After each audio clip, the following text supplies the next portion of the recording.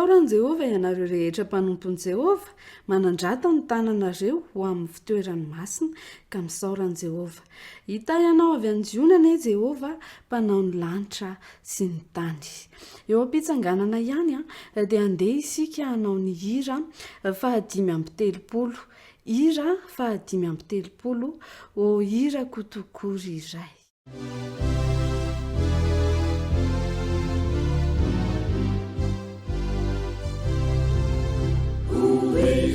Kutukurira ilai fiti maleri fa fiti abanama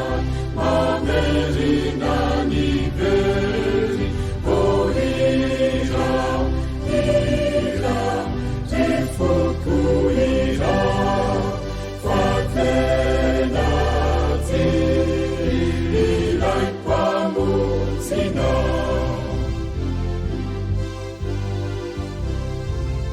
Israel like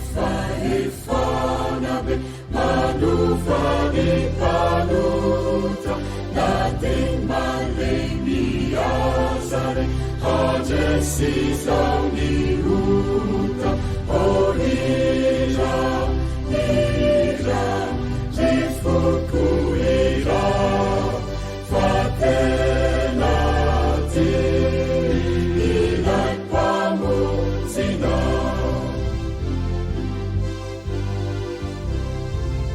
Israel like fumanguraka rasendrana tumani manarina raputraka nuni unjatani oh ira jifuku ira fatenati ilai pamutsina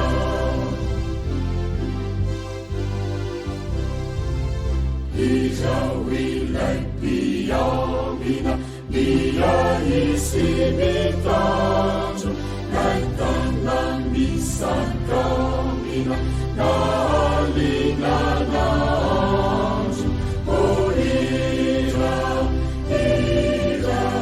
jifuku ira fatenati ilai pamutsina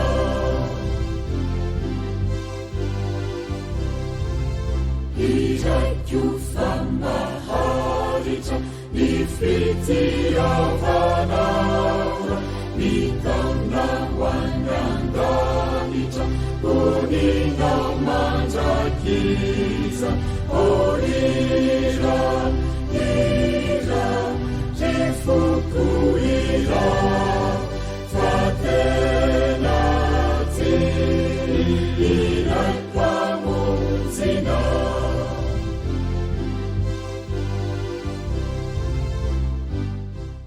dia iaraka nondrika ny lohantsika indray ary isika ka iaraka iombona amin'izao vavaka izao. Renay izay any an-danitra ho amasinina eny anaranao ho tonga neny fanjakanao mamelana elokay satria mpanota tsy mendrika izahay diovy amin'ny rahanao izay mba ho afaka amin'ireny tsy famendrehana rehetra ireny hatreo ity fotoana ity ray malalo ary mbola mangataka hatrany izahay ny fanahinao masina hanazava ny sainay tsirairay avy ary any koa ampitombo ny finoanay. Misaotra anao izahay ary angatahanay amin'ny anaran'i Jesosy izany vavaka izany. Amen. Dia ankafaliana sy ankaravona indray no arabananao tratra ity sabata faharoa amin'ny volana febroary ity, sabata fahatelo ambin'ny folon'ny volana febroary. Dia hoenika amintsika tsirairay avy aneny fitahiana ary ihany koa ny fahasoavana avy amin'ilay raintsika izay any an-danitra. Ho fanohizana ny fandaharana ny fotoanantsika dia andeha anaraka indray isika ny tatitra maneran-tany.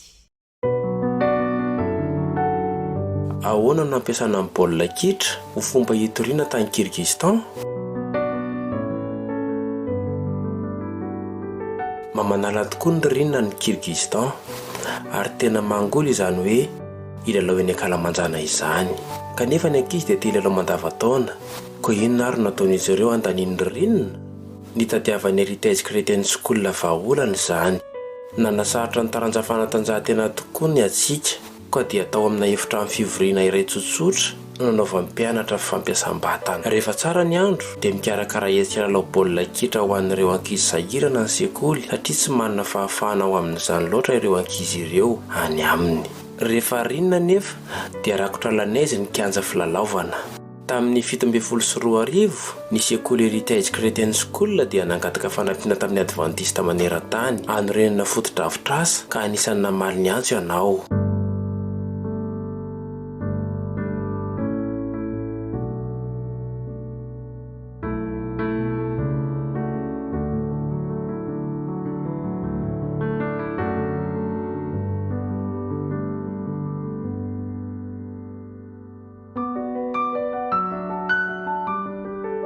Manana antony manokana tokony hifaliana tokoa izahay tamin'ity taona ity satria dia nahazo foto-drafitrasa tsara tarehy. Afaka nanangana azy ity izahay izay azo ampiasaina amin'ny zavatra maro noho ny fanatitra ny Sabata 12 ny conférence générale. Faly tokoa ny mpianatra sy ny mpampianatra mampiasa ny trano mandritra ny taona. Andraisinareo mpanentana sy ireo ankizy mpilalao baolina kitra ary misy hetsika isan-karazany ihany koa. Ahitana efitra amin'ny fivoriana maro ihany koa ity trano lehibe ity. Isan'izany izao ity efitra ity izay ahafahan'ny mpianatra mifampizara ny fiainany sy fampaherezany. Tsy hoe misokatra ho an'ny zanantsika sy ny mpianatra fotsiny ny varavaran'io trano io, fa misy programa maro hafa ho an'ny mpampianatra, ny ray aman-dreny sy ny tanàna tao ato.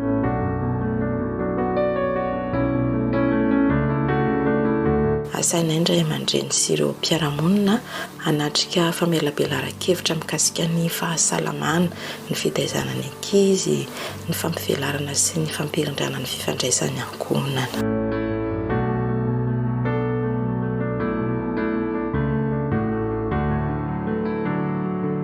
Nampanana ray aman-dreny ny fianaran'ny azama. Lasa nanana fiakinan-doha tamin'ny solosaina sy ny findainy izy. Asarotra ho azy ny nifantoka tamin'ny fianarana. Novidian'izy ireo ny sekolinay ary dia tonga teto azama.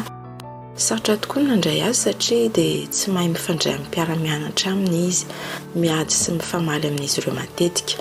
Tena mahery setra izy, tsy mba mahay minamana ary olona mora sendoatra. Tena sarotra. Nisy olona nasa azy hiditra tao amin'ny ekipa mpilalao baolina kitra. Nampianarin'ny mpanazatra sy ny mpiara-mianatra ny azamany fomba fiaina miaraka amin'ny hafa ary nanampy azy izy ireo. Vetivety tonga mpilalao mahay azama.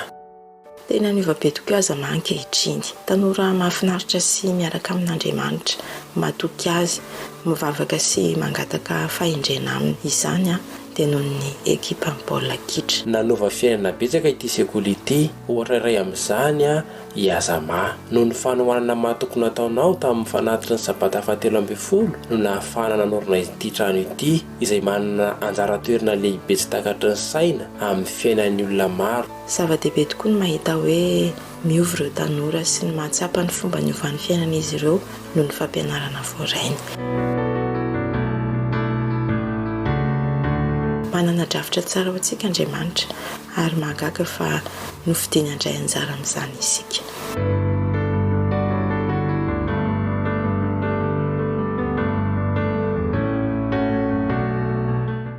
Misaotra anao miara-mitondra mbavaka aminay ireo mponina ny Kirgizistan. Anana fiantraikany maro eo amin'ny tanàna misy azy ane ny fisian'ity sekoly ity ary mankasitraka ny fanohananao tamin'ny fanatitra Sabata 13 ka nahafahana nanatanteraka izao dedikasa izao.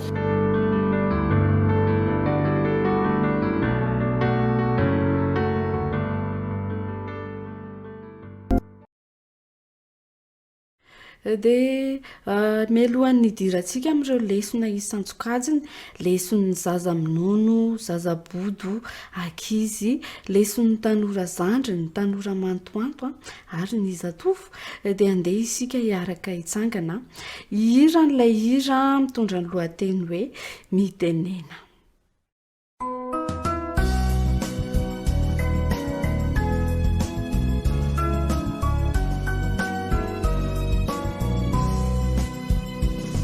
Nisauchanao Jesu malalo chachizao futona mamizao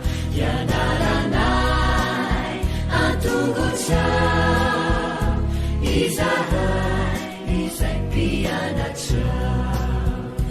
koambitenena le Jesu malalo izahay iaino tsaranao ka irateny avy aminao hitoetsabetsaka ho amponaya koambitenena le Jesu malalo izahay iaino tsaranao ka irateny avy aminao hitoetsabetsaka ho amponaya irateny avy aminao hitoetsabetsaka ho amponaya.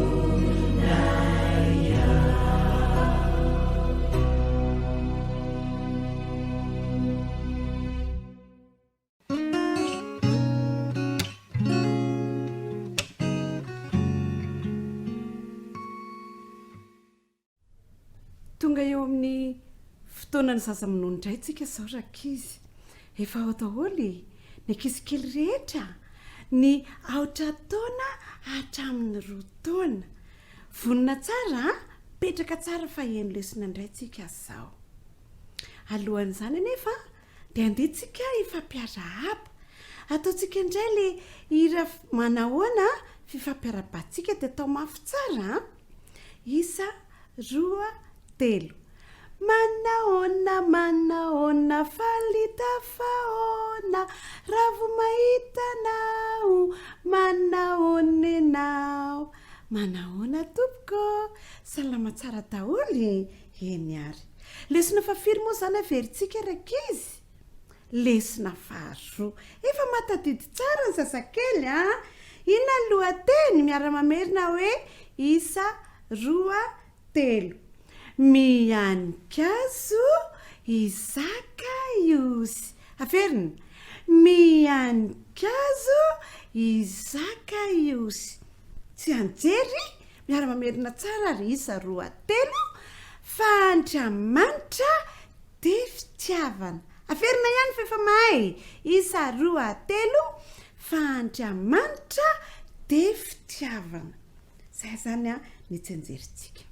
tantaran'iza moa ny notsika tamin'ny farany tamin'ny lesona tamin'ny heriny tantarany zakaiosy maninona moa ty zakaiosy ty rakizy ola maninona moa ola fohy kely izy fa tsy mitovy any olona rehetrarehetra inona ny zavatra enitra iandro inona ny zavatra eniny hoe ho avy ao an-tanàna ony i Jesosy toy zay tiako pera mba makany an-trano kokoa i Jesosy zany eny ary mitabataba be any ivelany any ho avy Jesosy efa any an-dalana any Jesosy mba maika rakizy zakaiosy ijeren'izy ijery any Jesosy dia ny raisiny ny satrony tena anaovany teo ambony lohana ohatran'izao ny satrokany dia lasa izy mba niazakazaka izy andeha hijery any Jesosy dia ozy izy tamin'olona velomina rehefa za andeha hijery any Jesosy lasa izy tonga tany izy rakizy niorakoraka daholo ny olona iny Jesosy ay sary zany Jesosy zany mitazany zakaiosy tsy hitany mihitsy Jesosy fa izy tsy namanina moa fohy kely dia inona nataony lasa izy niazakazaka sisika tany anaty olona izy fa te hijery any Jesosy fa ny olona koa mba misisika dia tsy nahitany Jesosy izy dia inona farany nataony ozy izy nareo lasa izy dia ary lavidavitra izy dia mbola nitsangana izy dia nangainy ny tongony dia tady izy tsy hitany mihitsy Jesosy farany nahita hazo be anankiray izy dia ozy izy le olona hoe avisaka ozy avy dia miakara amin'io azo io dia inona natao zakaiosy rakizy lasa izy niakatra tamin'le hazo izy sahirana mihitsy izy niakatra tamin'le hazo farany izy taizy teny ambony azy izy mipetraka tsara jerevany ay zary zany Jesosy zany io Jesosy hitany Jesosy faly be mihitsy izy rakizy a fa nahitan' jesosy nanao zay fomba rehetrarehetra azo natao zakaiosy a mba hahitany an' jesosy rakizy isika koa tokony anao ohatrany zakaiosy teneny ny dadasineny hoe za te ahitany jesosy dadasineny a dia ampianariny a ao anatin'ny tenin'andriamanitra ao anatin'ny baiboly a no ahitana n'izany tantaran' jesosy zany dia ahitantsika any momban' jesosy manomboka androany ary a azadino ny mitady an' jesosy miaraka amin'ny dadasineny tahaka ny nataony zakaiosy dia izay indray zany aloha no lesitsika androany rakizy a fa toizantsika amin'ny heriny dia andaontsika hifanao velomandray ary ao ary 1 2 3 dia mifanao veloma dia mifanao veloma amin'ny herindray veloma tompoko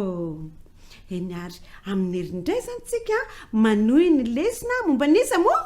zakaiosy dia manao mandra-piona amintsika tsiraray avy amin'ny herindray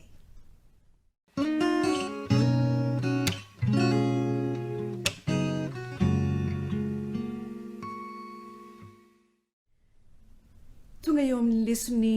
zazabody indray tsika zao rakizy mino fa naheno tsara ny lesony zazaminononareo rakizy kely a dia anjaranareo indray zany zao dia mila mihaino tsara tahaka an'ireo zazaminono kely ireo a isika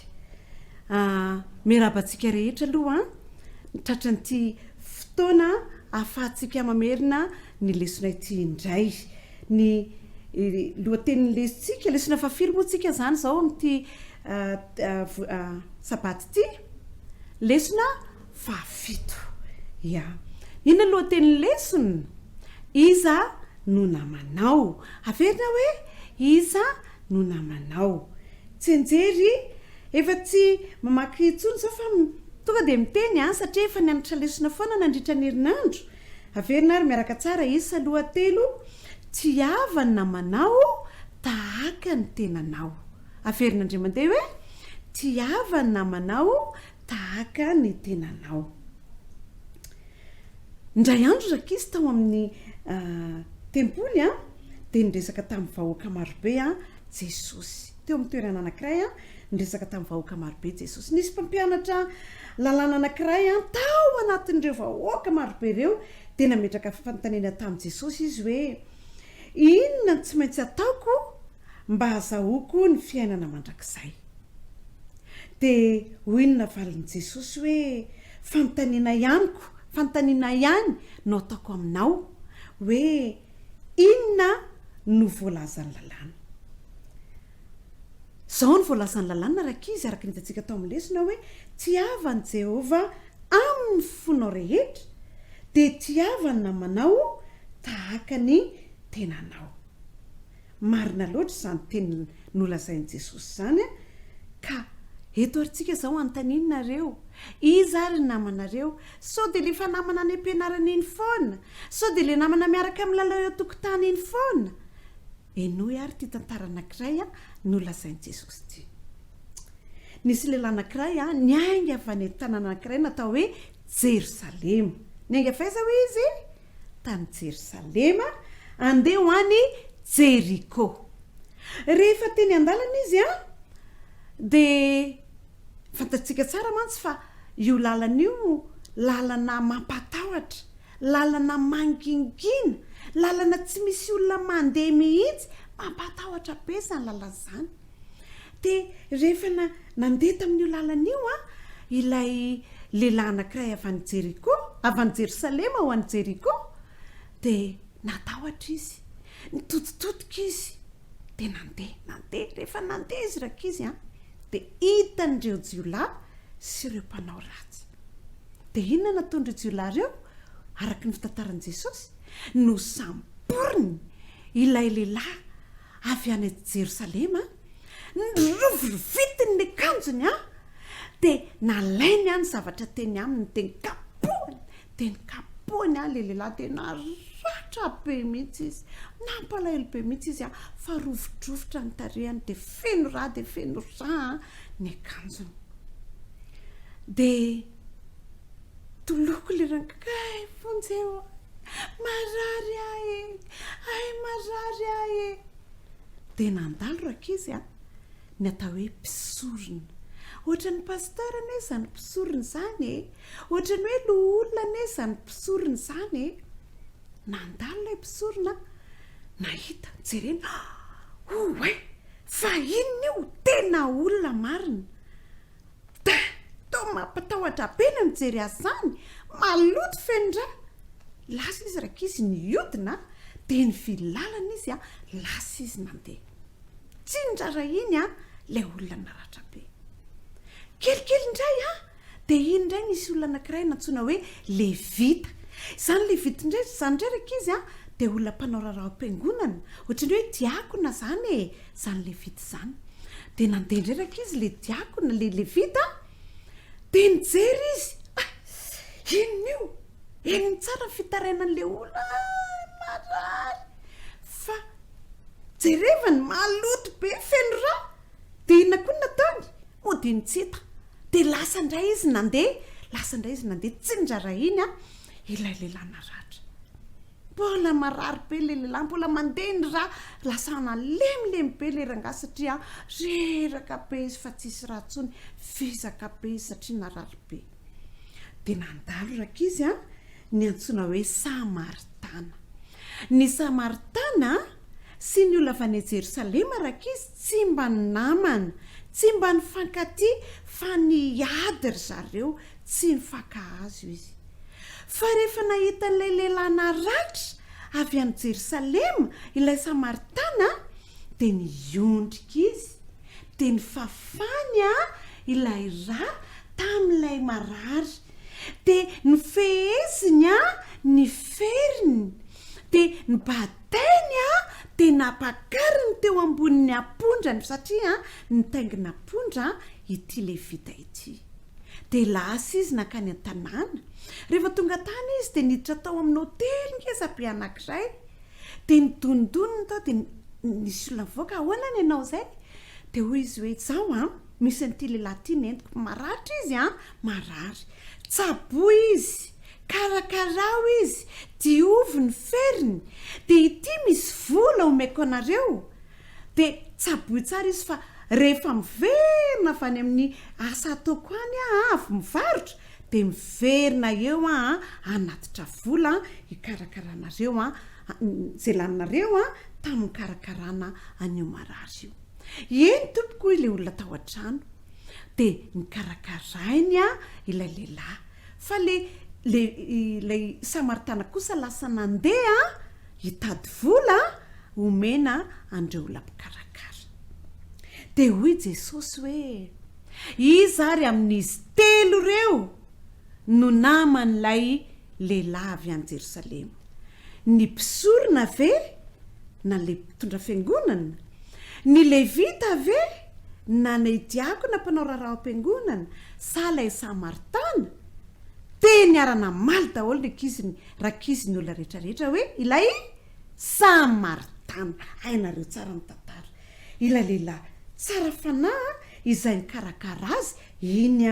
no namany de hoy Jesosy tena marina izany fa ilay olona nikarakara azy no namany mandehana ary ianareo ry mpisorona ry mpanorandalàna ry mpampianatra rehetra mandehana de manaova toy izany ireny olona sahirandreny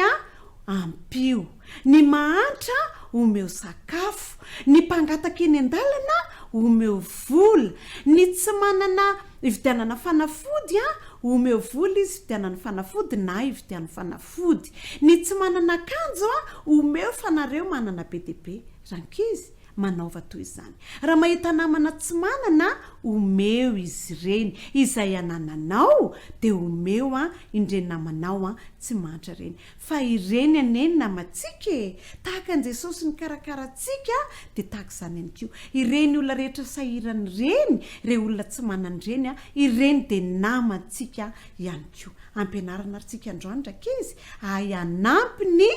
olona rehetra indrindra ny tsy manana sy ny sahirana mino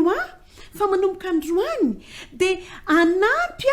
andreny olona tsy mananyreny isika aza tenenina lekizy malotoloto reny antana mandeha fa tsy namanay tsy ireny ny tokony ampitsika mino fa ny zazabody rehetra dia afaka anampy sy anome ho an'ny tsy manana izay indray zany lesitsika androany dia rahantsika mamerina ny lohateny lesona fafito iza ny namanao tsy anjery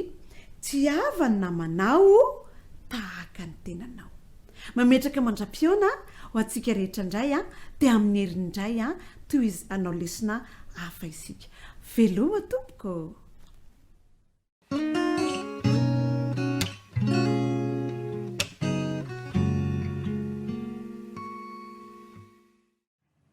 akory aby ianareo rankizy arabaina manokantsika tratry ty sabata mahafinaritra ity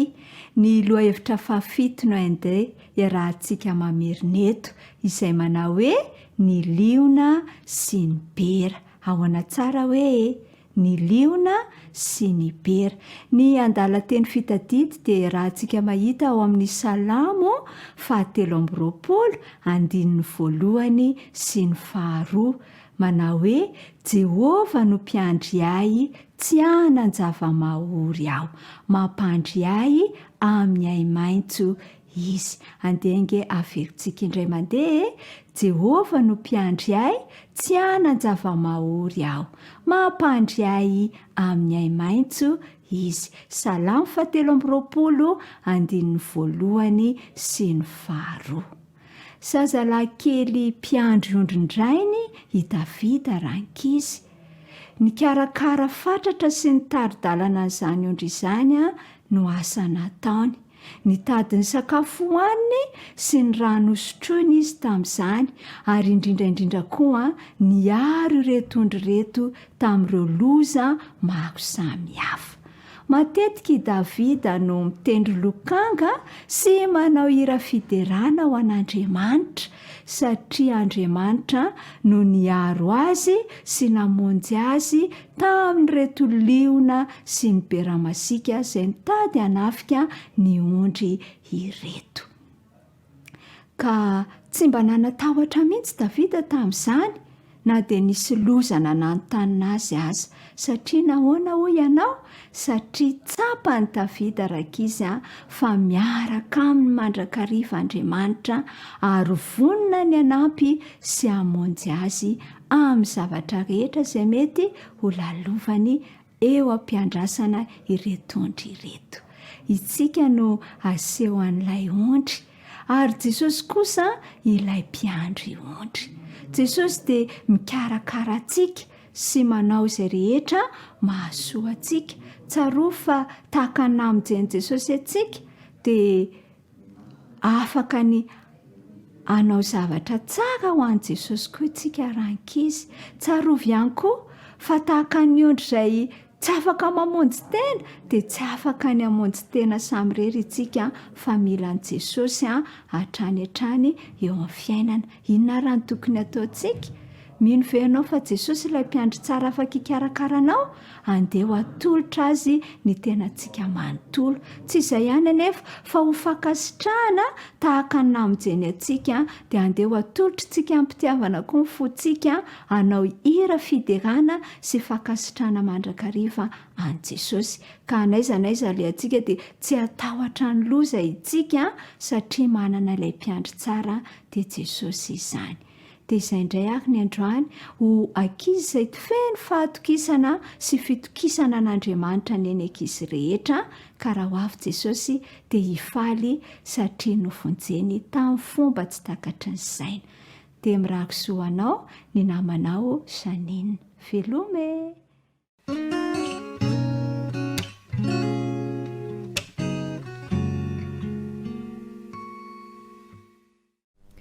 Miaraba antsika tanora indray ary tonga indray ny anjarantsika tanora zandriny loha hevitra fahafiry ihany koa antsika lesona fahafito mahafinaritra izany andeha ary sika hiaraka hamerina ny lohateny sy ny tsy anjery mino fa nahay tsara sika na dia somary lavalava na ny tsy anjery dia efa nahay avokoa dao ary iza moa jesosy, iza moa jesosy. Koa izany nanandrantan'andriamanitra azy indrindra sy nanomezany azy ny anarana izay ambony noho ny anarana rehetra, mba ho amin'ny anaran'i jesosy no andoalehan'ny lohalika rehetra, na ny any an-danitra, na ny etỳ tany, na ny any ambanin'ny tany, sy aneken'ny lela rehetra fa Jesosy Kristy ny tompo ho voninahitran'Andriamanitra ray. Filipianina 2:2-7 ka hatramin'ny 11. Mahafinaritra. Zay ilay tsenjerintsika. Zay tsenjery zay dia manambara fa Jesosy no fototra izany tenin'Andriamanitra izany. Jesosy no mila ametrahana ny toerana ambony indrindra. Tadidintsika moa ilay fanontaniana nipetraka tamin'ny mpianany raha niaraka tamin'ny mpianany Jesosy. Ataon'ny olona hoe iza moa aho? Ataon'ny olona hoe iza tokoa moa Jesosy? Dia namaly reto mpianatra. Ny zavatra nivalian'ny mpianatra dia ireo fiheveran-diso mahakasika an'i Jesosy izay nieritreretin'ny olona. Ozy izy mpianatra hoe ny sasa milaza hoe Eli, sasa milaza hoe Jaona mpanao batiza, sasa milaza hoe mpaminany Jeremia. Maro zany nieritreretan'ny olona azy. Nanaiky tokoa ny olona fa olona ambony Jesosy ary manana maha izy azy fa nieritrereto no mpaminany fotsiny na irony olona izay manana ny lazany eo amin'ny fitariana ny fiangonana itony. Dia nametraka fanontaniana indray Jesosy tamin'ny mpianatra hoe ary aminareo kosa moa iza re zahay? Dia namaly ny mpianatra hoe Petera moa ny tonga dia namaly avy hatrany hoe ianao ny Kristy, ianao ny tompo, zanak'Andriamanitra.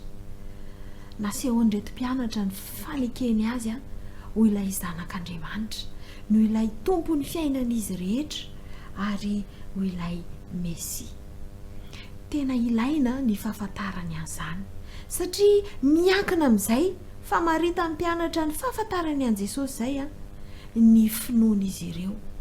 Ary raha miorina tsara amin'izay ny fiainany dia hatanjaka ny finoany amin'izay zavatra ho avy atsy aoriana atsy. Ho betsaka ny fisetrana, ho betsaka ny olana, ho betsaka ny zavatra hiatra, fa miankina amin'ny fanekena hoe iza moa Jesosy no hanapaka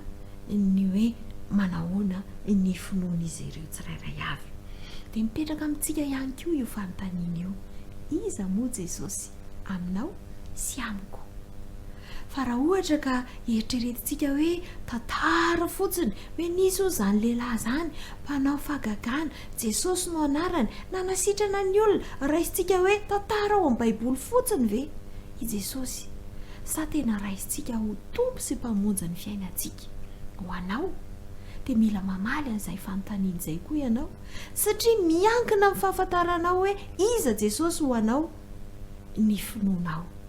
ary miankina amin'izay ihany koa ny famonjenantsika tsirairay avy. Aoka tsy ho adinontsika fa manaiky ny fahasoavan'Andriamanitra isika rehefa manaiky an'i Jesosy ho tompon'ny fiainantsika. Ny lesona antsika nandritry ny herinandro iny zany dia nampianatra antsika fa noho ny fahasoavan'Andriamanitra dia afaka ho tompon'ny fiainantsika Jesosy. Ary izany fanekentsika izany dia tsy vita ny herin'ny tenantsika fa ny fanahy masina mihitsy ny manampy antsika mba hanaiky an'i Jesosy ho tompontsika. Izy no mitarika antsika, izy no mampanaiky antsika ny amin'izany. Amin'ny alalan'ny fanasantsika azy ho tompon'ny fiainantsika izany, ary amelantsika azy ho loha laharana amin'ny fiainantsika, dia amin'ny alalan'izany no ahafahany mifehy ny ho avintsika manontolo. Ary tianao ve zany ny anana fiainana mandrakizay miaraka amin'ilay zokintsika dia Jesosy Kristy izay zanak'Andriamanitra, mpamonjy antsika ary tompontsika? Raha tena tianao ny araka aminy dia andeha hanaiky azy ho tena tompo ny fiainantsika isika, ary hanaiky azy mihitsy ho mpanavotra antsika, fa tsy hoe ho tantara fotsiny izy. Dia amin'izay fotoana izay dia ho azo antoka ny momba antsika enina dia mbola ao anatin'ny fahatanorana ary izay indray ara ny lesona antsika nandritry ny herinandro iny dia mirary soa antsika indray ary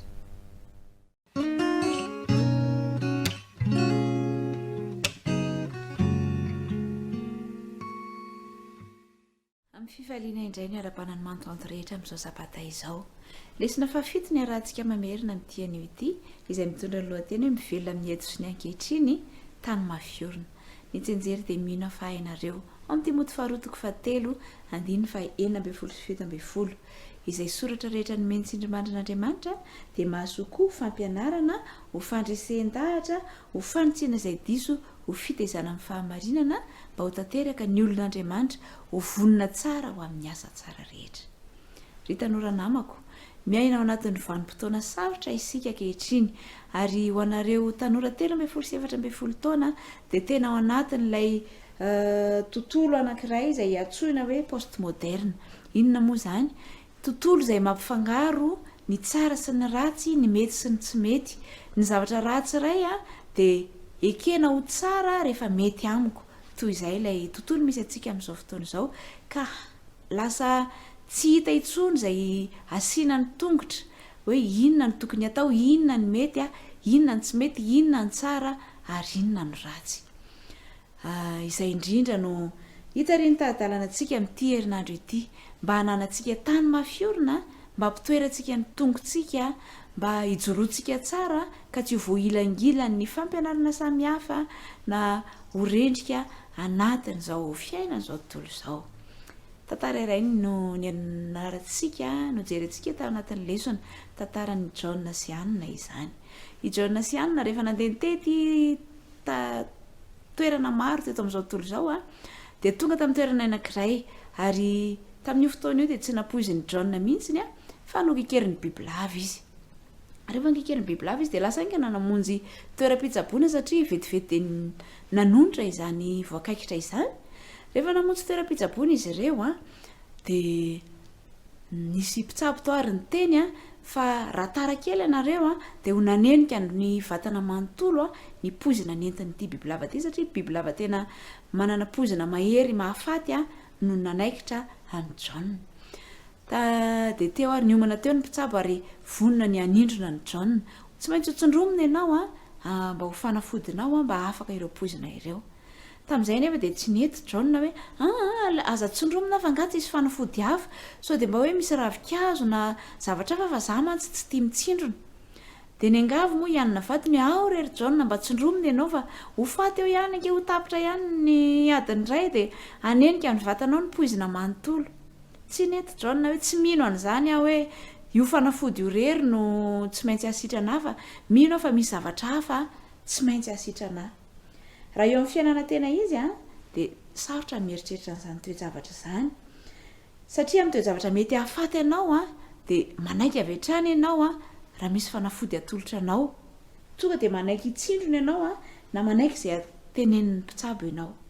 Tsy izany anefa ny zavatra miseho fa olona marobe ankehitriny no mandany hafatra rehefa tenenina fa tokana ihany ny lalana ho amin'ny famonjena dia amin'ny alalan'i Jesosy Kristy irery ihany. Ary ny mpitari-dalàna makany amin'izany fiainana izany dia tsy inona fa ny baiboly irery ihany. Dia mipetraka amin'ny fanontaniana hoe ahoana ny fiankinanao amin'ny tenin'Andriamanitra, ahoana ny fiankinanao amin'ny baiboly. Moa ve ianao mandinika izany tenin'Andriamanitra izany? Araka ny voalazan'ny Hebreo 4:12 dia milaza izy fa velona sy mahery ny tenin'Andriamanitra. Velona sy mahery izany tenin'Andriamanitra izany ka amin'ny fotoana rehetra izay ilainao azy dia velona ny tenin'Andriamanitra ary afaka manampy ianao. Ny baiboly dia mitarika antsika ho amin'ny fahalalana an'i Jesosy ary amin'ny alalany irery ihany no ahafahany mamonjy antsika.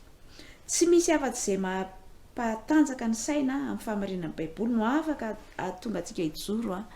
rehefa tonga ny fotoan-tsarotra izay tsy maintsy hatrehantsika eo amin'ny fiainana. Ireo izay nampatanjaka ny sainy tamin'ny famakiana sy ny fianarana ny tenin'Andriamanitra irery ihany no afaka hijoro eo anatrehan'ny toe-javatra sarotra.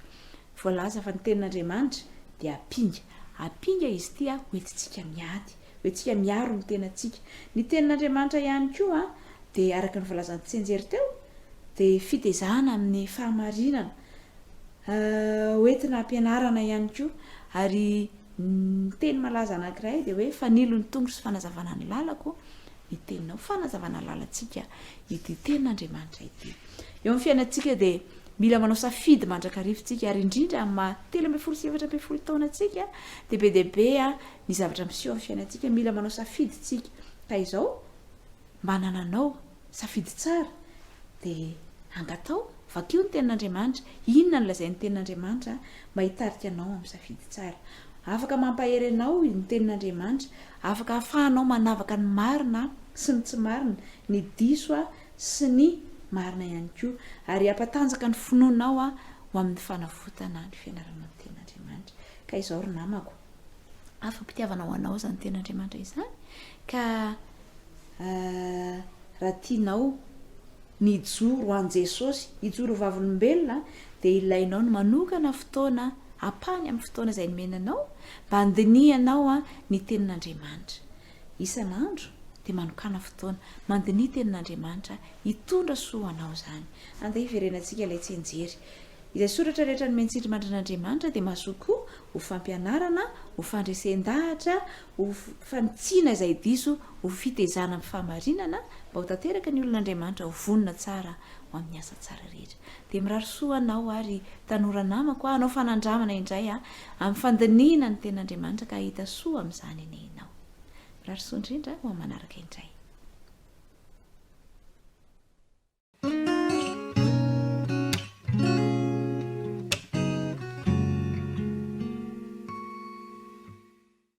endrika falifaly mandrakariva no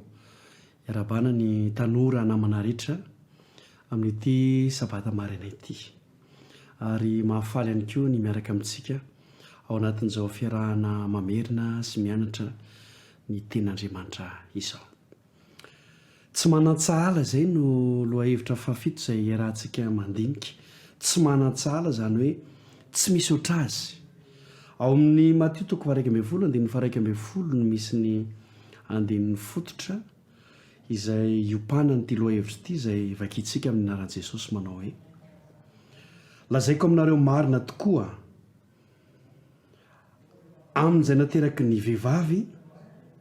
tsy mbola nisy nitsangana izay lehibe noho Jaona mpanao batisa nefa ny kely indrindra amin'ny fanjakan'ny lanitra dia lehibe noho izy zay ny voalaza Matio 1:12 tenin'andriamanitra izay ohatry ny mampieritreritra ary izy tonantsika lesona sahady miresaka ny Jaona izy Jaona mpanao batisa Jaona mpanao batisa ilay tsy manan-tsahala tsy misy oatra azy kanefa eo amin'ny tapany farany dia milaza ny baiboly hoe ny kely indrindra amin'ny fanjakan'ny lanitra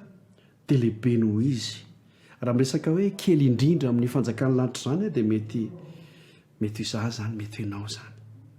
misy fotoana isika dia mieritreritra hoe zinona moa zah reo mijery fitaratra eo tsika rehefa maraina dia mieritreritra hoe ty izaho ohatrany hoe kely indrindra tsy nitsinona akory kanefa ny tenin'andriamanitra dia milaza fa hainao ilay kely indrindra amin'ny fanjakan'ny lanitra dia lehibe noho Jaona Jaona ilay tsy manan-tsala Jaona ilay manana maha izy azy fa iza moa Jaona raha ny tantaran'ny Jaona ama Jaona mpanao batisa azy dia izy aloha zany dia mpanao batisa ary manantona ny Jaona avokoa ny olona rehetra na kely na lehibe na manan-karena na mahantra ny olona manam-pahaizana tonga teo amin'ny Jaona mpanao batisa avokoa mba ataony batisa eny fa na dia Jesosy azy dia tonga teo amin'ny Jaona mpanao batisa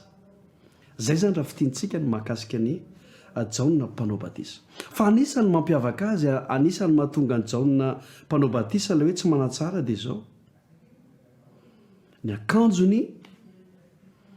sy ny zavatra hohaniny akanjo tsotra vita amin'ny hodi-biby ary efa misakafo izy dia sakafo tsotra toy ny valala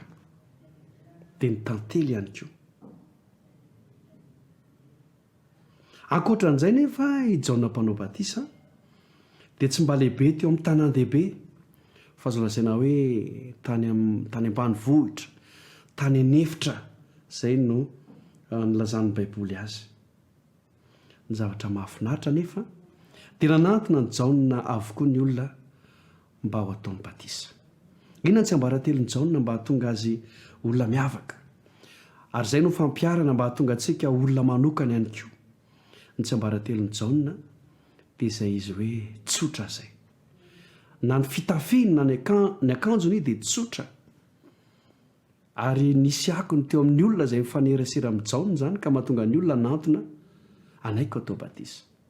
Fa ny tena mipetraka ho fampiarana dia izao, ianao ve mba tsotra? Zava-dehibe io fatsorana io. Indraindray tsika tsy manaiky mihitsy raha tsy efa tena mirentirety be ny akanjo ohatra, zay vao mandeha mivavaka na nitahaka an'izany. Fa azo atao angeny manao akanjo tsotra, madio, dia mandeha mivavaka. Resahana ihany zany fampiarana satria indraindray misy tanora ny antony tsy andehanany mivavaka hony dia ny akanjony tsotra loatra. Ny antony mahasorena azy iny io dia ny sakafo tsy mety aminy, fa tsotra loatra. Ary anisan'ny olantsika zatovo zany, tsy manaiky ho tsotra isika, fa zava-dehibe ny fahatsorana. Vao miova kely ny sakafo, vao anana na karaoty na misy ovy, dia efa ngezabe ny molotritsika, ngezabe ny orintsika satria tsy mety amintsika ilay sakafo tsotra, kanefa ara-pahasalamana zany. Noho izany ho fampiarana zany dia izao, mety izy ianao ho tsotra tahaka ny jaona mpanao batisa, ahatonga anao lasa olona miavaka izany. Ary ny farany amaranantsika azy dia izao, ny fiainany jaona mpanao batisa dia nanokatra lalana ahatonga ny olona ho eo amin'i Jesosy. Ny fandriana dia izao, ny fahatsoranao, ny toetranao dia mba hahatonga ny olona hanantona an'i Jesosy ihany koa. Zany ny vavaka tokony ataontsika zatovo, hoe Andriamanitro amboary mba hahatonga ny olona hanantona anao. Ataovy atom-bavaka izany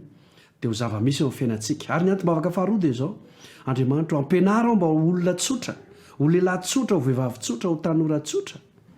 fa hitondra fahombiazana ao antsika ihany koa zany tahaka ny jaona mpanao batisa. Toy izay ny fotoanantsika dia isaorako manokana isika tanora,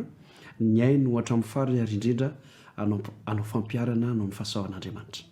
Mandra-piresaka indray ary.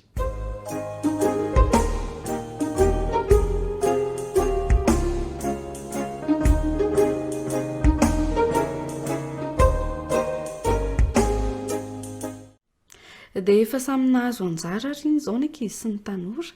dia omena anjara indray ianao lehibe. Ny tanora zokiny ihany koa tsy ho adino, dia mialohan'izay anefa dia andeha isika hiaraka hira ny hira fa 5:20 sy 300, hira fa 5:20 sy 300.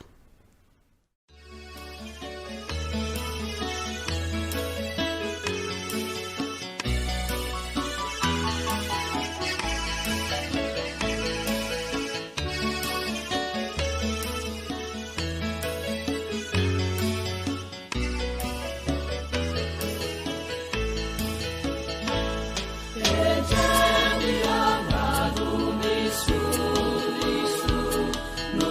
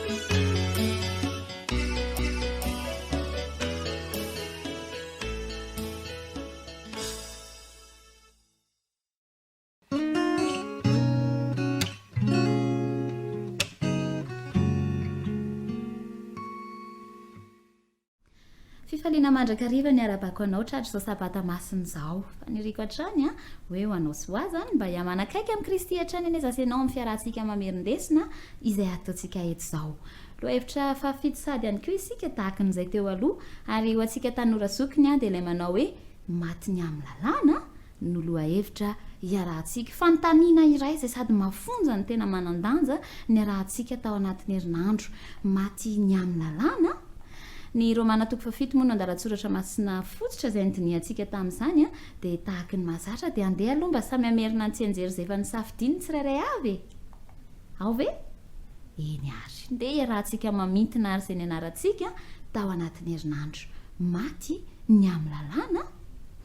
Manomboka amin'ny filazana ny mahazava-dehibe ny fahafatesana ny amin'ny lalàna tokoa ny romana toko fafito hoe izany a no lalam-pamonjena ho an'ny mpino ary ilaina tokoa ne izany araka ny hitantsika satria mahampanota antsika dia tsy mahavonjy antsika velively ny lalàna ary namako hoe dia ny zavatra ny anarantsika nefa dia hoe ny hoe maty ny amin'ny lalàna dia tsy mitovy akory ny amin'ny hoe maty ny lalàna fa ny lalàna dia eo mandrakariva ary manao ny asan'ny mandrakariva dia ny fampisehoana ny fahotana amin'izay tena endriny tokoa fa araka ny tombontsika ao amin'i Jesosy dia izay no atakaratsika tsara kokoa ny maharaky ny fanahy ny lalàna sy ny mahazava misy ny fahotana eo amin'ny fiainantsika dia hitantsika tao anatin'ny taridalana tao anatin'ny herinandro iny fa nilazain'ilay mpanoratra kristianina vehivavy ankiray ilay antsoina hoe ilainy hoe tao amin'ny boky ny manao hoe dio amin'ny kristy takila fa 750 fa hoe arakaraky ny anakekezanao an' Jesosy no maika isehoany tenanao betsiny kokoa eo anatrehanao satria miazava kokoa ny fahitanao ara-panahy ary ny kilemanao koa hita amin'ny fanohitra indrindra amin'ny toetrany tsy misy tsiny dia izany ny vavolombelona fa efa lany hery ny fanangolen'ny satana ka ny hery mahavelona avy amin'ny fanan'Andriamanitra ny manetsika anao avy ao amin'ny tsy fiontsonanao dia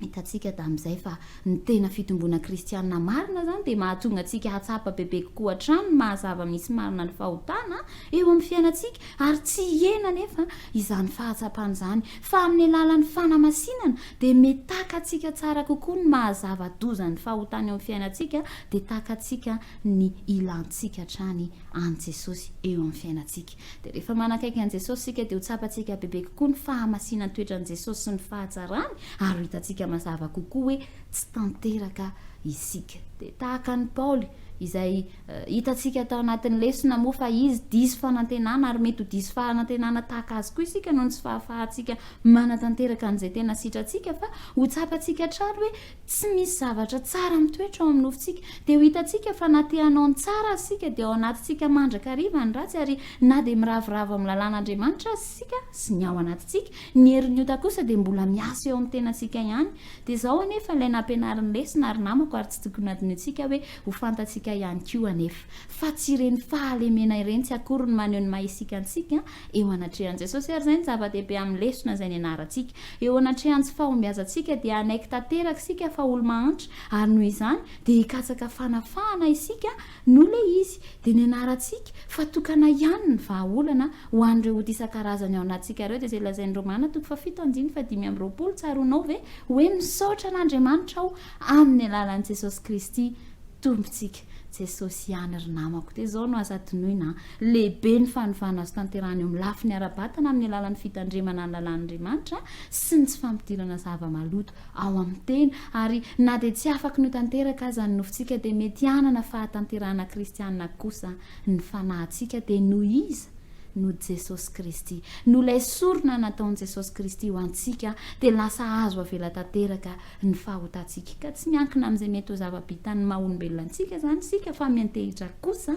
amin'izay hain'Andriamanitra tao antsika amin'ny alalan'iza ilay nitenena teo amin'ny alalan'i Kristy ilay nanavitra antsika ka rehefa manolotra ny tenantsika manontolo an'Andriamanitra izany sika ka mino tanteraka dia manadio antsika ho afaka amin'ny fahotana rehetra ny rany Kristy aza tonoina mihitsy izany ry namako fa ny anarantsika fa afaka amin'ny fanamelohana ny feon'ny fieritreretantsika rehefa izay ary noho ny finoana n'ilay rano tokoa dia afaka no tanteraka amin'ny Kristy Jesosy sasy ianao so ihany ry namako hoe fa nanome vaholan'Andriamanitra dia lasa afaka manantena ny fanamasinana sika ary afaka mahazo ny fankasitrahan'Andriamanitra ihany koa dia izao ary tsy tokony isy ampanahasy anao intsony zany amin'izay mety ho fiheveran'andriamanitra ny momba antsika fa ny tokony ho heverintsika foana dia ny fahitan'andriamanitra any Kristy misolo toerana antsika ary ekena ao amin'ilay malala isika. Asehon'ny tompo amin'izay fanamino sy mibebaka araka ny lesona izay ny anarantsika fa ekeny Kristy ny fanoloran-tenan'izay mibebaka mba ho tefena sy volavolaina ka hanapitoviana aminy. Dia ny faniriako ry namako tsy hanadino an'izany leson'izany zasenao fa ho fatiny amin'ny lalàna ary faniriako dia hoe zasenao no ilay ekenao amin'ilay malala dia tsy iza fa Jesosy zoky tiantsika. Mirary sabata feno fitahiana ho anao ry tanora zoky ny namako ary mirary fiaraha-mianatra vaovao hitondra fitombona ao amin'ny Kristy hatrany an-trano asy ho anao indray ho amin'ny herinandro manaraka dia mandra-piona indray ary.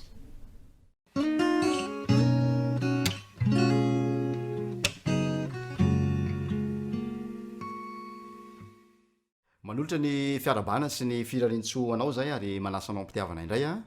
iaraka no jeritodika ny herinandro fahafito amin'ilay loha hevitra lehibe hoe ampionony ny oloko inarantsika ny boky ny Isaia. Herinandro fahafito a zay nomena ny lohateny hoe ny faharesen'ny Asirianina, fahagagana lehibe raha ny fandraisan'ireo mpandinika tantara ny toejavatra nisy satria tsy nampoziny rehetra mihitsy zany fahalavona sy faharesen'ny Asiria izany. Ao amin'ny Isaia 7:telopolo ny 5:40 no andininy zay nataontsika tsy anjery nandritra ny herinandro iny manao hoe ary Jehovah tompony maro Andriamanitra ny Israely zay mipetraka amin'ny kerobima,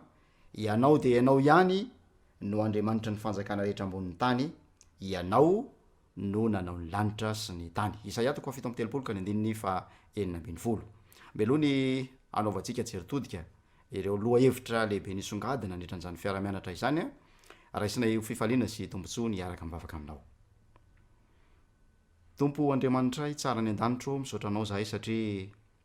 omenao fotoana sy fahafahana indray hianatra ny teninao. Misaotra no ireo lesona ara-panaza efa homaninao sahady hamangy sy hiantrano amin'ny fona tsiraray avy ary hitondra fanavaozana sy fanovana eo amin'ny fiainanay. Mamelany ilokay ary noho ny abeny ny famindramponao dia mitenena fa vonina hianatra izahay amin'ny anaran'i Jesosy. Amen. Isaia 7:telopolo manao hoe ary Jehovah tompony maro Andriamanitra ny Israely zay mipetraka amin'ny kerobima, ianao dia ianao ihany no Andriamanitra ny fanjakana rehetra ambonin'ny tany, ianao no nanao ny lanitra sy ny tany. Andininy zay mamintina ny zavatra rehetra izany andininy zany, manomboka any amin'ny famoronana. Andriamanitra nanao ny lanitra sy ny tany ao amin'ny Genesisy 1 sy Genesisy 2 zay averimberiny ireo toko hafa ao amin'ny Baiboly. Andriamanitra zay mifehy ny zavatra rehetra manerana ny tantara nasehon'ireo bokin'ny patriarika sy ny mpaminany ao amin'ny testamenta taloha ary mbola no amafisina tamin'ny fifehezan'i Jesosy ny toejavatra nandritra ny fandalovan'ny teto an-tany ao amin'ny testamenta vaovao. Mamintina ny Baiboly iray manontolo izany andininy 4:40 amin'ny Isaia 7:telopolo izany. Fa inona no zavatra nitranga tamin'ny faharesen'ny Asirianina? Rehefa jerentsika ireo toko zay ny anarana nitran'ny herinandro ao amin'ny mpanjaka faharoa 7:40, ao amin'ny bokin'ny Isaia ihany koa zay nanatsoatsika lesona maromaro tamin'ity herinandro ity, ny Isaia 4:telopolo, ny Isaia 7:telopolo, de ny Isaia ihany koa 7:telopolo. De nahitantsika fa nisy toejavatra zay nandindona ny fanjakan'ny Joda teo. Tonga nanafika ny Israely ny mpanjakan'ny Asirianina ary voababo i Samaria satria tsy niaino ny ten'Andriamanitra fa niodina tamin'ny Jehova sy nivadika ny fanekeny. Hitantsika zany eo mpanjaka faharoa 7:40 ka ny andininy 12. De hitantsika fa tsy nionona tamin'izany ny Asirianina fa mbola nanitatra hatrany ny fanjakazakany sy ny fanjanahana zay nataony ary isan'ny lasibatra zay nokendreny ny fanjakan'ny Joda zay nentin'ny mpanjaka Ezekia tamin'izany fotoana izany. Fantatsika tsara ny tantara fa fanjakana efa mitsingilaila, fanjakana zay bokandrosa no nolovain'ny Ezekia tamin'ny Ahaza rainy no ny fanaovany Ahaza varoboba ny fanahiny tamin'ny Andriamanitra ny Asirianina ary nanomezan'ny Asirianina ihany koa ireo arena sy fanaka sarobidy tao amin'ny fanjakany ary ny tena nampalailoza de tao amin'ny tempolin'i Jehova nangalany ihany koa zany mba anaovana anomezana fahafampo ny mpanjakany Asiria. Manoloana zany rehetra izany a dia nandeha ny fampitahorana zay nalefa ny mpanjakany Asiria de i Sankeriba izany a tamin'ny alalan'ny Rabsake zay mpitondra teniny zay nanao fampelezan-kevitra sy nanao fampitahorana ny vahoakany Joda mba ampiraviravin-tanana azy ireo ary ialany amin'Andriamanitra. Nanambara fampelezan-kevitra anankiray izay manolotra kandida anankitelo ny mpitondra tenin'ny Sankeriba dia tsy iza izany fa ny mpanjakany Egypta zay nohariny amin'ny volotara efa mangozohozo efa ho tapaka dia Jehova zay nolazainy fa efa nandahoan'ny Joda sy namela azy ho viraviraina ary ny mpanjakany Asirianina zay feno hery feno fahefana ary feno fireariana nanao fiantsina ny vahoakan'Andriamanitra. To mampatsiahatsika ny zavamisy tamin'ny androny Davida tamin'ny androny Saoly izany toejavatra izany rehefa nanao fiaikana ho an'ny miaramilan'ny Israely ilay Filistina goavambe antsoina hoe Goliata de nioroory ny Israely ray manontolo tam'izany fotoana izany. Tam'izay fotoana izay no nitsanganan'i Davida niady tamin'ny Goliata raha zaontsika amin'ny tantara. Fa tsaroantsika ihany koa ty fampelezan-kevitra ataon'ny Rabsake ity zay toa maneho an'ny Satana mivantana mihitsy satria manambara ny fanambarana zay ataony dia milaza fa efa nafoy an'ny Joda Andriamanitra. Raha vakitsika ny Isaia 4:10 de zao no lazain'ny Rabsake hoe Jehova mihitsy ny naniraka azy manao hoe mekara mely ty tany ty ka raha vao ity. Mampiasa ny tenin'Andriamanitra i Rabsake mba ampiraviravin-tanana ny vahoakan'Andriamanitra, hanakivy ny vahoakan'Andriamanitra ary atonga azy ireo tena anadino tanteraka ny Andriamaniny. Kanefa ny zavatra nafinahitra ry mpiara-mianatra namana dia ny fanapaha-kevitra noraisy ny Ezekia manondronan'ireo safidy anankitelo zay natosaky Rabsake teo anoloany ka naleo ny nandray ilay taratasy feno fiantsina zay nataon'ny mpanjaka Sankeriba de namelatra n'izany tao amin'ny tempoly ary namaky an'izany teo anatrehan'i Jehova. Nilaza manao hoe hitanao ny zavatra nosoratany, fantatrao ny heriny koa aoka ianao no amaly. Mahafinaritra fa noenoina ny vavaka zay nataon'ny Ezekia ry mpiara-mianatra namana. Ao amin'ny Isaia 4:7 de zao no nambaran'i Jehova tamin'ny alalan'ny Isaia mpaminany: efa reko ny vavaka ao ary efa hitako ny ranomasonao. Isaia 4:7 toko manao hoana re zany hoe noenoin'Andriamanitra izany ny fivavaka ary vonina iditra antsehatra izy, niverina indray ny fahatokian'i Ezekia. Na de teo aza ny fahalemeny, na de teo aza ny fiodinany, na de teo aza ny tsirambina nataony teo amin'ny ara-panahy dia niaino ny fivavany Andriamanitra noho ny anarany ka indro fa vonina amaly ny Sankeriba mpanjakany Asiria am'izao fotoana izao. Hitantsika ihany koa ny toejavatra sarotra nandalovan'i Ezekia fa nandalo aretina mafy izy ary nambara aza fa io aretina io no amono azy dia nivavaka sy ny taloha tamin'Andriamanitra i Ezekia mpanjaka ary tao anatin'izany dia noenoina ny fivavany. Famantarana anankiroa zany no ny fanitsy eto de ny famantarana ny amin'ny fanasitranana ny Ezekia zay fahagagana lehibe zay naseho tamin'ny alalan'ny masoandro zay nahemotra adi-pamantaranandro 10 hanehoana fa hositranina sy ho avela ny aretin'ny Ezekia. De eo ihany koa ny famantarana fa tsy akasika ny Joda ny fanjakana Asirianina. Ry mpiara-mianatra namana, fahombiazana lehibe no azon'ny Ezekia mpanjaka noho ny fitokisany tamin'Andriamanitra. Ny zavatra nampalahelo anefa rehefa nitoy ny tantara dia hitatsika fa nanadino an'Andriamanitra i Ezekia. Ka rehefa tonga nijery sy namangy azy ny Babilonianina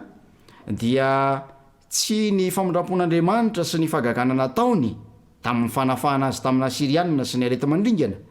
zay tokony ho nambarany tamin'io mpanjaka io hilazana ny fahatsaran'ilay niantso azy hiala tao amin'ny maizina ao amin'ny fahazavana mahagaga. Tsy izany no antondresaka Ezekia fa nentiny nijery ny trano firaketany ny Babilonianina ary nasehony azy reo volamena sy volafotsy mba mifanaka sarobidy sy ny menaka lafo vidy a zay notehiriziny ho voninahitra ny anarany. Nampalahelo zany toejavatra izany satria tsy ela dia tonga ihany koa ny didym-pitsarana ho an'ny Ezekia zay nilaza fa tsy misy zavatra ijanona intsony eo amin'izany toerana izany fa hoentina ny Babilôna izany satria tsy nanome voninahitra n'Andriamanitra i Ezekia mpanjaka. Tian'Andriamanitra ilaza ny fahatsarany amin'ny Babilôniana Ezekia kanefa tsy nanao izany izy ry mpiara-mianatra namana. Eto zany a dia manatsoaka lesona isika tamin'ny fanandramany Ezekia mpanjaka. Tsy ny isan'ny miaramila na ny tanjaka ratafika no azona fandresena. Profony zany a ny nanjony Asirianina zay fantatsika tsara amin'ny toy ny tantara fa rava tanteraka noho izay fanafiana hafa zay tsy nampoziny zay ravan'ny Babilôniana i Asiria. Fa itsy an-daniny ilay mpanjaka ny Joda zay nomena voninahitra, nomena fandresena, nomena fanasitranana, nomena tombonandro dia tsy nanome voninahitra an'Andriamanitra fa nanandratra ny tenany tratra ny avonavona ihany koa zay aretina mpanjo ireo manana fahefana sy tsara toerana amin'izao tontolo zao. Hany ka dia ny materialisme no narangarangany zay efa nandavo any Asiria, efa nandavo any Ahaza, efa nandavo an'ireo mpanjaka rehetra teo alohany kanefa dia mbola niroboany Ezekia ihany koa zany toejavatra izany. Indrisy fa dia notsaraina ihany koa zany a izany fanapaha-kevitra diso no raisiny Ezekia izany. Ny lesona hotsoantsika dia izao, aoka hanome voninahitra an'Andriamanitra isika amin'ny zavatra rehetra. Tsy mba nomezana voninahitra an'Andriamanitra no antony nanaovany Ezekia n'ilay fihetsika fa ny anandratany tena eo mason'ireo filoha avy amin'ny firenen-kafa. Ka dia tahaka ny hoe izy ireny no zava-dehibe, tahaka ny hoe izy ireny no mahery, tahaka ny hoe izy ireny no mahay mitaritafika. Kanefa asa tanan'Andriamanitra izany rehetra izany.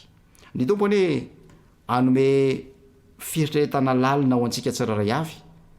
ka anampy antsika hitondra ny fiainantsika ho ankasitrahana eo anatrehan'Andriamanitra ary ho voninahiny. Andeha araka ivavaka isika. Misaotra tompo noho ny amin'ny lesona sarobidy avy amin'ny fanandramany Ezekia mpanjaka zay navelanao ianaranay tamin'ity herinandro ity. Nampianatra anay fa tsy nitsinina ny zavatra zao tontolo zao, tsy nitsinina ny hery ratafika, tsy nitsinina ny fahefana fa ny mitoky aminao no zava-dehibe. Tompo aoka ametraka tanteraka ny fiainanay sy ny fanahinay eo aminao zahay. Ka tahaka ny Ezekia mpanjaka tamin'ny fotoana izay nibebahany sy nandoaran'ny fony teo anatrehanao dia ho azona ihany koa ny teny fikasana avy aminao amin'ny Isaia 7:30 andininy 5 manao hoe efa reko ny vavakao ary efa hitako ny ranomasonao. Tianay ho zava-misy eo amin'ny fiainanay manokana izany valim-bavaka izany Andriamanitra. Ko ataovy aminay izany tsy noho ny famendreanay fa noho ny fahasoavan'i Jesosy tomponay. Apetraka amin'ny anarany vavaka. Amen. Iroso amin'ny fanatitry ny sekoly sabata isika koa asaina ampitiavana ianao hanokatra ny tananao, hanokatra ny paosy, ny poketra, ny fitehirizana ka andray zany sy anolotra izany ho fampandehanana ny asan'Andriamanitra manerana ny voan'ny tany. Feokira no etsika mandravaka izany fotoana masina izany.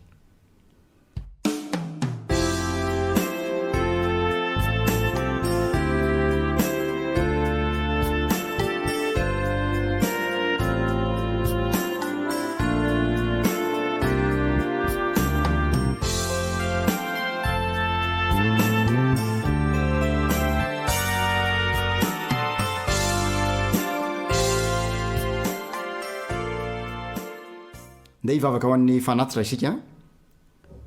Misaotra tompo noho ny tombontsoa, noho ny tombonandro, noho ny fahafahana izay nomenao anay tsiraray avy ka nahafahanay nandray anjara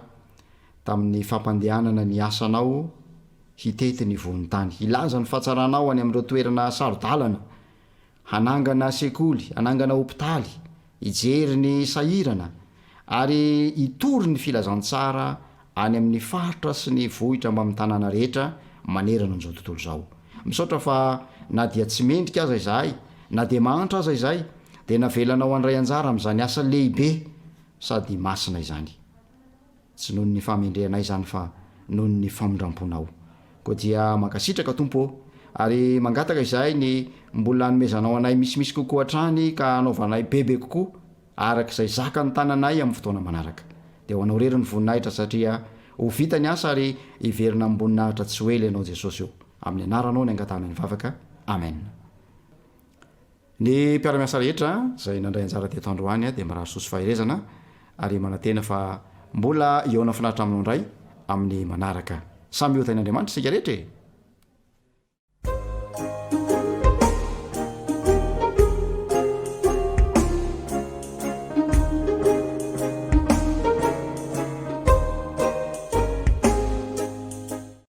mbola ankafaliana mandrakariva mifampiarabana antsika indray a